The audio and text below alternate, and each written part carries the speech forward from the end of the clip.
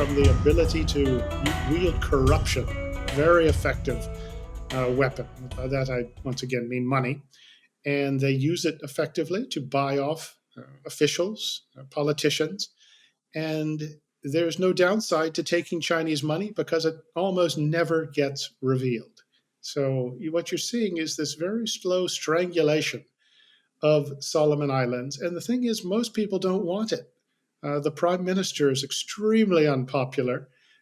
He was supposed to have an election this year, but he used Chinese money to buy off enough members of the parliament to change the constitution so that they could delay the election. And the excuse was, well, we have to hold these Pacific Games. We can't do both. We can't have games and an election, so let's have some games. And the Australians were sort of flat-footed by this and didn't quite know how to respond. And they eventually said, well, we'll give you money for an election. But by the time they did it, it was too late. Sort of the momentum had kicked in. But people want that election. And you get down to the Solomons and you talk to people and you see the importance that they do place in the ability to choose their leaders. So when a prime minister, and I've used that word very loosely, effectively a dictator gets in, and his inclination is towards one-party rule, permanent rule, and he starts playing around with elections. That is a very serious thing. And one imagines that there just might be a push to postpone them again. But this is the one thing that a lot of people are hoping on, is that somehow there's going to be a free and fair election next year, and that if things go as they seem, that you just might get a change of government. But that is going to be a dicey thing, given the nature of this government in Solomon Islands and also Chinese interests. They're not going to let this just go down without a fight. I would expect to see plenty of manipulation and influence, wrongful influence in this election. But that's really the thing that a lot of people are hoping for, is that they can get a change of government consensually. When you say the people, you mean the people in the Solomons? Yes, that's right. Yeah, they're the ones that count. But also outside observers. But we obviously have a very different stake in the matter. People who live there, they're the ones who have to put up with this, who have to suffer through this kind of governance. And they, as I say, just a feeling that you get from talking to a lot of people, and that the election is something that they are counting on. But there is a lot of trepidation about just what the Prime Minister Sogavare is going to try to do to avoid really an accounting at the ballot box. So we'll see how this goes.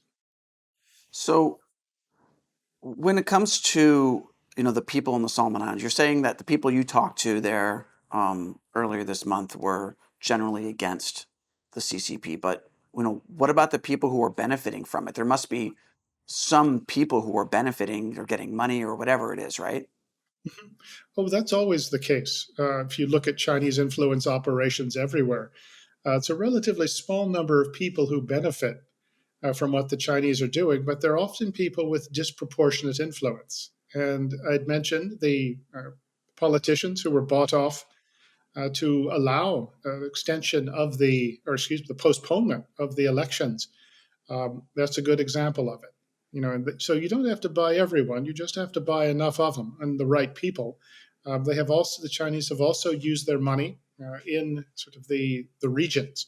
In Malaita province, for example, which is really the most populous of the islands, that they effectively used money for a slush fund that the prime minister used to buy off enough members of the local government to oust the governor, Daniel Suidani, who was opposed to Chinese influence, Chinese inroads into his province.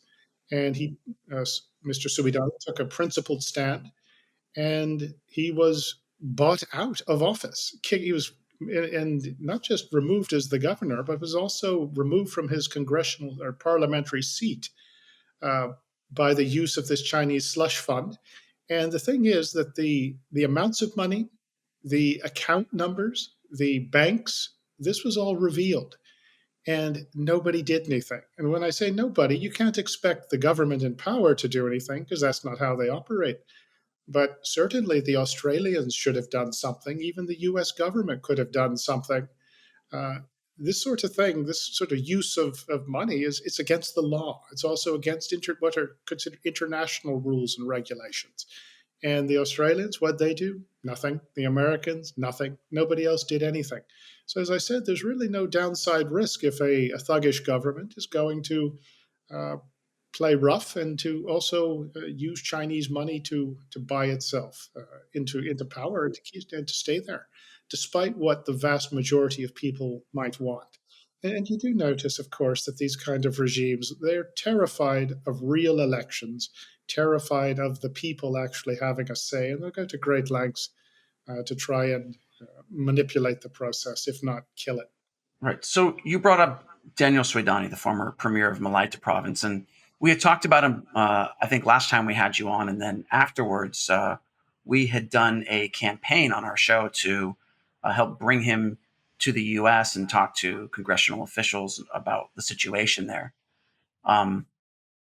He is sort of, as I see it, is one of the few uh, politicians who is against the Chinese Communist Party's takeover of the Solomon Islands there. I mean, are there any other people who are kind of against this Chinese influence who are still in positions of power there?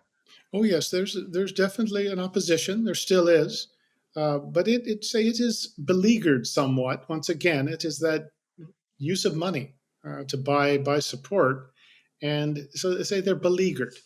And but there is definitely an opposition, and there's hope. Yeah, as I say, when you see these people, when you talk to them, that you realize that there's an alternative to this Chinese domination through their proxies, and there always is in these kind of countries, but they often don't get enough oxygen. They don't get enough support from the free world. But that's the is one hope is that the opposition has a chance if there is a sort of a reasonably fair election.